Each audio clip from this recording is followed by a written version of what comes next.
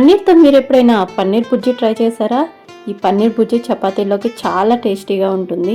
పన్నీర్ బుజ్జి ఈ స్టైల్లో చేసుకుంటే టేస్ట్ మటుకి అద్దరిపోయిద్దండి.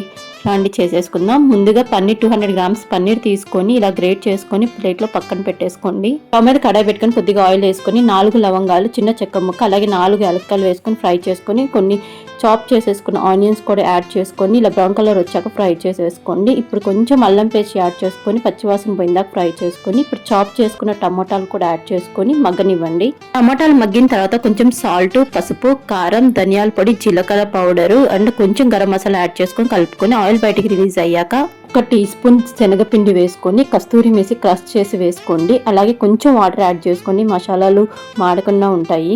ఇప్పుడు పక్కన తురిమి పెట్టుకున్న పన్నీర్ని దీంట్లోకి యాడ్ చేసేసుకొని కలిపేసుకోండి. 1/2 గ్లాస్ వాటర్ యాడ్ చేసి బాగా కలిపేసుకొని ఒక 5 మినిట్స్ మూత పెట్టి మగ్గనివ్వండి. మగ్గాక కొంచెం ఒక 1/2 టీ స్పూన్ షుగర్ యాడ్ చేసేసుకొని కలుపుకోండి. షుగర్ వల్ల మసాలాలు, కారం అన్ని మంచిగా బ్యాలెన్స్ అవుతాయి. ఇంకొక 2 మినిట్స్ మూత పెట్టి ఉండనివ్వండి. 2 మినిట్స్ తర్వాత ఆయిల్ ఇలాగ పైకి వచ్చేసి ఉంటుంది. ఇలా వచ్చినప్పుడు మన పన్నీర్ బుజ్జి రెడీ అయిపోయినట్టు. ఇప్పుడు కొంచెం కొత్తిమీర వేసేసుకొని సర్వ్ చేసేసుకోండి. అంతేనండి, చాలా ఈజీగా చాలా క్విక్గా రెడీ అయిపోతుంది. వీటిని వేడి వేడి చపాతీలతో ఇలా తుంచుకొని తింటుంటే టేస్ట్ మటుకే అద్దరిపోతుంది. ఒకసారి ట్రై చేయండి. Thank you for watching.